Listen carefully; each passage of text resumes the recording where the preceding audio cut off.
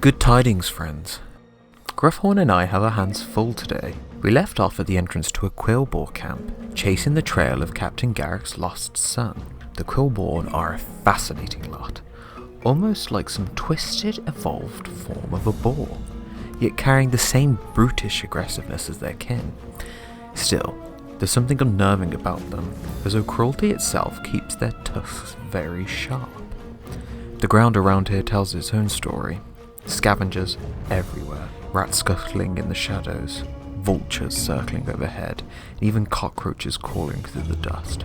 I suppose they've much of right to eat as any of us, but wherever death lingers, you'll always find them close behind. Or perhaps it's simpler than that. The Quillboar don't seem too bothered about tidying their meals, and well, I'll admit it, the scraps almost look delicious. Then something strange happened. My scrying ring, which usually shows me the names of most living things, suddenly revealed a name in blue. I've never seen such a thing before, nor did I recognize the figure from our ship. Curious, I followed it and it soon came clear what their goal was. They were out for blood, ogre blood. Without hesitation they charged into battle, striking with such unnatural strength that I barely managed to loose a shot in support. Lest I stay clear of these kinds of folk. They are unlike anything I've encountered, powerful beyond reason. Still, I tailed them from a distance, only to see them tear apart the very foe I've been sent to kill. Death seems to follow these blue names wherever they walk, a dangerous truth I must keep wary of in the future. Later I paused to admire the strange architecture, once the prison of my gnome ally and the stronghold of the Quillboar leader. Another unsettling sight took place. Before my eyes, the fallen Quillboar chieftain simply jolted back to life, as if conjured out of thin air. Necromancy, I thought. But on this scale, it seems that ogres' fell magic spread across these lands. Luckily facing you alone proved no threat. Gruffhorn stood by me, and as ever with her strength, the Quillboar leader fell once more. Finally. Fresh air and a new landscape to explore. Crikey! A whole herd of stags, does, and deer. A female deer. Majestic creatures, fast as the wind. I could barely keep up with them. I'd love to capture one for the bestiary, but they're family-bound pack animals, and I wouldn't dare split them apart. The same goes for those adorable little geezers I stumbled across. Prairie dogs. Cute as anything, but I found them gathered beside what looked like an old grave, staring intently. Makes me wonder what's buried beneath the earth here. Of course the land's still crawling with boars, and I've spotted more bird life soaring high overhead. While I was wondering, I was stopped by another blue name, this one with a bird of prey at their side. I'd have chosen their name to be something more homely myself. Soon I regrouped with Captain Garrick and the others. Our next move was a scouting mission, to gather more information on what we're truly up against. Lyndall, the gnome, showed us his talents as a gadgeteer, someone who crafts all manner of strange machines, a profession I'd dearly love to try out one day. His latest contraption? A flying machine. Took him a few tries to get it off the ground, and I'll admit I was worried that I'd plummet to my death, but soaring high through the skies like a magpie was simply breathtaking. I tried to take in the beauty of the world below, but my eyes was drawn elsewhere, to a massive army, stretching farther than I'd like to imagine. And here we are, just 4 people. Against that, we'd stand no chance. We need allies. Many, many allies.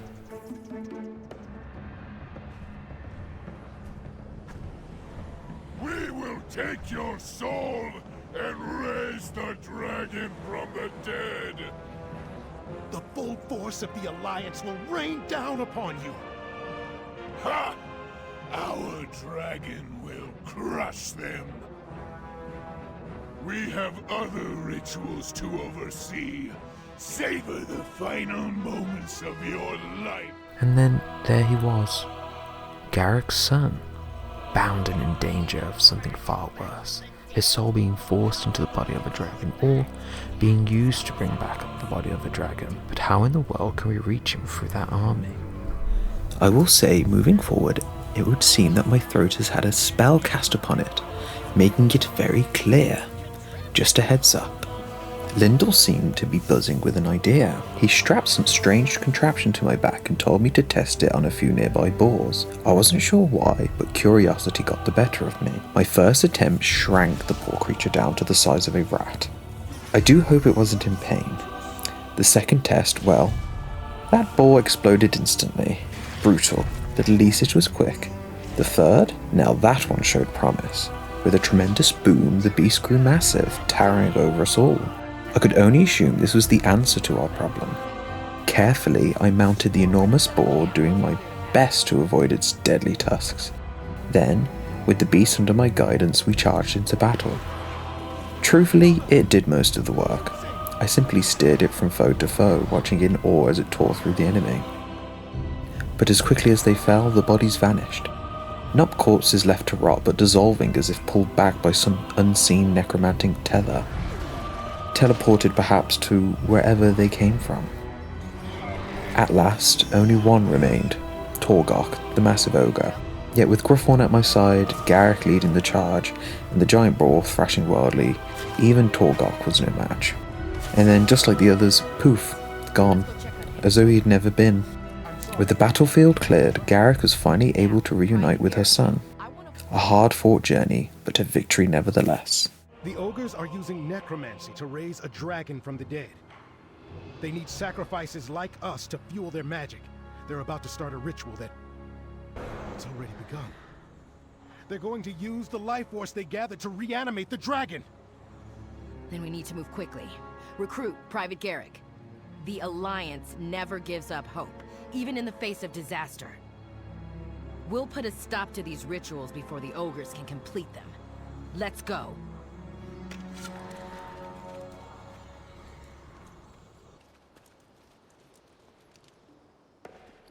With Torgok finally down, I took a moment to get a better look at this place, and I regret doing so. Skeletons littered the ground, a grim reminder that Garrick's son was far from the first victim here. I can only hope others found their rest before the buzzers arrived. As before, the prairie dogs seemed to be enchanted by some kind of monument. I'm still puzzled by what these strange structures scattered across the island are, but I found myself happily distracted by the pond behind it, lily pad dotted with an army of frogs, dragonflies gliding in the sunlight, so beautiful, especially next to such bleak surroundings. As a reward for helping Gareth reclaim her son, I was awarded with a brand new bow. Not my usual style, I'm more of a gun or a crossbow person, but this island seems perfect for a lot of firsts. A new weapon, new companions, and more creatures than I ever imagined. I headed back to see where everyone had gone and they'd set up a camp. Bless Lyndall, he seemed to have adopted the small boar from earlier. I also received a piece of Alliance clothing. It seems they trust me now, accepted me as one of their own. Before I could even relax, Alaria and Bjorn warned me that they sensed a presence of lost crewmates in a burrow nearby. They didn't say what kind of burrow, but the webs were a dead giveaway. Ginormous spiders. By the size of the webs alone, you could tell these were no ordinary pests. Alara insisted she could feel the teammates below, so naturally I set off. Most people fear spiders, but not me. Another one of nature's fascinating creatures. Still, it seems our crewmates were trapped in webbed cocoons, and we arrived just in time. They were moments from being devoured as dinner. The floor was littered with smaller spiders, swarming in every imaginable colour. And if that wasn't enough, a closer look revealed evil spirits, literally trapped within the walls. Clearly spiders aren't the only danger lurking down here. It's incredible, the number of webs hanging from above, and then Jesus, that was close. Thank the gods for this body of water below. But now we're surrounded, above, below, and by spiders. We'll need to get back up if we hope to free any more lost souls trapped in this dreadful place. I made my way further up the burrow, breaking apart every webbed casket as I went. Then a voice in my head, soft, soothing, whispering a single word, a loon. It urged me to follow. There was nothing inherently evil about it. In fact, it seemed quite desperate and in need of help. Perhaps another lost friend. Naturally, I decided to follow. At the mouth of a large chamber, I saw a blue name. A puma perhaps? And then boom, the puma transformed into an elf with remarkably nice arms. I mean, how strange. Being able to shift form at will. The voice that I was hearing in my head came from someone named Ralia Dreamchaser. A lost crewmate by the sound of it. I approached the blue name hoping for information, but instead he started to dance and then poof, a flaming skeletal warlock appeared out of nowhere, siphoning Ralia's life force. Thankfully the puma helped. And as usual with blue names, the fight was a breeze and we managed to save Ralia. The skeleton's corpse spontaneously combusted, setting the burrow ablaze. Ralia transformed into a large deer, or perhaps it was a reindeer, horns and all, and instructed me to ride her out in the inferno. Please get your mind out of the gutter, I assure you. She mourned the loss of spider life to the fire, and I agreed. But above all, it was far too dangerous for them to emerge above. And then we arrived at the surface, and everyone reunited. I'm starting to think our ragtag crew is becoming more and more fully fledged team by the minute, though Griffhorn is looking a bit worse for wear. I'm not entirely sure what to do to her, but we'll figure it out. I went to ask Austin if he had any advice, and he introduced me to the pet stables, a sort of magical sanctuary where all of our companions can rest and recover. It seemed only fair that I put Griffon in there for a well-deserved break. While she rested, I realised which beast I wanted to save next, and after indirectly causing part of the burrow to collapse, I hoped to rescue at least one spider from the inferno. That's when I found a new friend, a green spider as large as any creature I've seen yet. I named them Spoda and placed them in the stables to heal. Who knows what the fire did to them. Whilst Griffon and Spoda was resting, I set out to find someone who could help me locate lost crewmates. That's when I stumbled upon a warning sign. Beware of Killclaw, all those who enter. Killclaw, huh? Intriguing. Naturally, I went further into the forested area. And then I saw him. A massive, seemingly infected bear. Deadly looking, but adorably deadly. Around him, large watcher owls loomed overhead, whilst rats and mice scurried to pick up the leftovers that he left behind. As I approached, a blue name appeared and immediately attacked Killclaw. I couldn't tame him in time. He died before I could claim him as a friend. But knowing the necromantic ways of this island, I simply had to wait. Sure enough, he returned, and after a few heavy claw swipes, more of a test of patience than anything, Killclaw submitted to me and became my newest companion. I went to see where Killclaw was residing, and was immediately taken aback by the sheer number of roaches crawling about. With all the corpses scattered around, I suppose it makes sense. Nature's cleanup crew at work. But what truly stopped me in my tracks was the ribcage. Absolutely massive. What on Azeroth could have been this huge? Perhaps it's one of the remains of the dragons that ogres are currently trying to revitalize. As I pressed deeper, I stumbled across a familiar blue name from earlier. Though this time they weren't alone. Beside them padded a small but fierce companion, a corehound pup, its veins glowing with molten magma. Adorable, yes, but also undeniably deadly. I suddenly remembered that I'd offered help to some companions back at the camp. They explained that more crewmates were potentially in danger, and as if that wasn't enough, a loud, overworldly moaning was coming from a nearby ruin. Naturally, curiosity got the better of me. On my way there, I passed a blue name. Not sure yet if that's a good sign or a bad one. In the middle of the ruins, I discovered a light spawn, trapped and held as prisoner by 4 glowing orbs. They begged me to free them. I paused, considered the risks, but helped anyway. Perhaps they would grant me a wish or some magical power if I assisted. I destroyed all 4 orbs and the ruins erupted in a dazzling light shone. The light spawn was free, and I braced myself for evil, but instead he gave me some of his power, making me faster than I've ever been. On the edge of the ruins I noticed a massive skull resembling a small dragon. It confirmed my earlier suspicions that the ribcage and large bones scattered across the island likely belonged to dragons. I returned to my allies, who explained the next task. A mage had been captured by a flock of harpies. To save them, we would need to enter the harpies' hideout, destroy their magical totems, and rescue the mage. Honestly, I'd been helping everyone single-handedly for a while now. I do wish the crewmates pitched in a little bit more, but I couldn't bear to see friends hurt. I began destroying one of the totems, unsure what it did, but told it was channeling evil into the world. As I moved through the Harpy territory, I saw many blue names come and go, and among the chaos a bunch of dead warg pups, probably the work of some blue names. Wargs are notoriously dangerous, and soon enough, a pack of wargs attacked me, likely thinking I harmed their kin. Thankfully, I had made the right choice of companion, Killclaw. He had my back, and together we took them all down. The harpies' homes were high in treetops, little huts perched on trunks. Makes sense for bird-human hybrids. I noted tales of harpy songs being used to tempt travellers, though I didn't witness that firsthand. Whilst finishing the totem destruction, I discovered a large crow, or perhaps a magpie, being tagged by some blue names. The crow was guarding our ally, so I intervened. The fight was quick, but I wasn't satisfied. I wanted to see if I could tame it. Observing carefully, I noticed its eggs. Perhaps its own, perhaps the harpy's. The crow was named Bloodbeak, and he appeared again, and with the help from a blue name we subdued it, and finally freed our mage teammate, heading back towards our other companions to see what we needed to do next. When I got back to camp, Austin wanted to show me another trick of the hunter's trade, how to make a trap for a supposedly wandering beast. I gathered the supplies from across the area and even asked the mage we rescued earlier for a frost heart. Slotting everything together, I managed to craft my first ever mechanical device, a frost trap. Ma would have been so proud. I set it down and waited, hoping it would catch something interesting. And it did.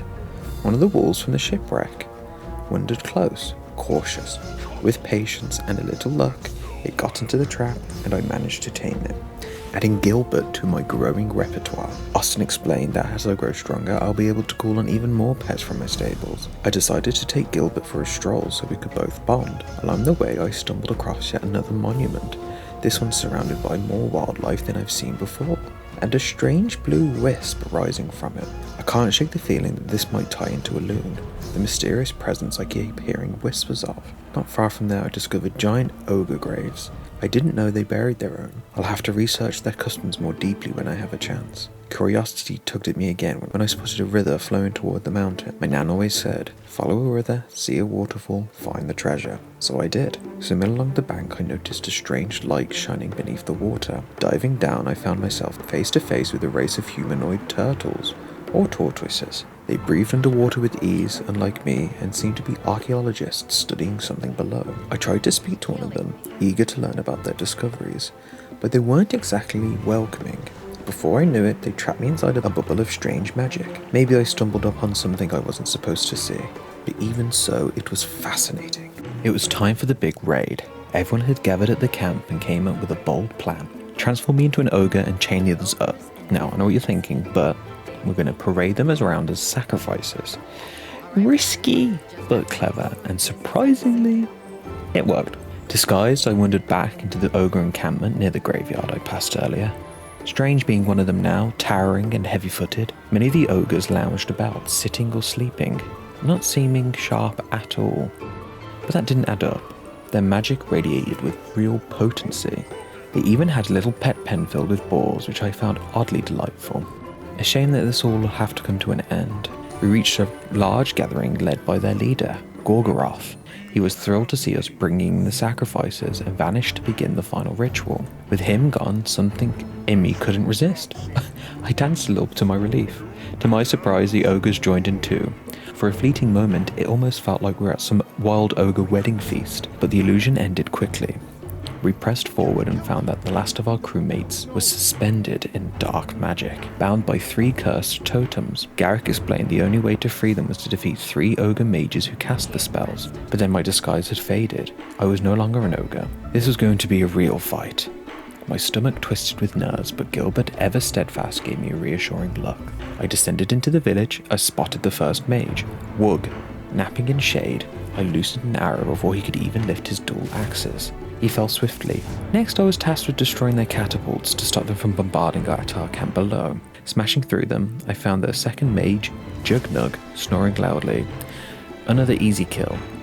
These fights seemed to be a bit anticlimactic, but I will not complain. When I passed back through the sacrifice ground, my heart sank. Some of the sacrifices were people, but not all. On the table there was someone's tamed boar. A true waste of life. Only hoped that their hunter partner might find peace. Finally, I cornered the third mage, Grunk. He was powerful, but fortune favoured me. I trapped in one of my freezing snares that I prepared earlier. With his fall, the last totem shattered. A crewmate was freed, and they were a captain. Someone named Kiera. Breathless but determined, she told us that the final battle awaited. We had to climb a tower and stop the ritual before the dragon was resurrected. And at this point, after everything we've seen and done, there was only one real answer. We might as well, right?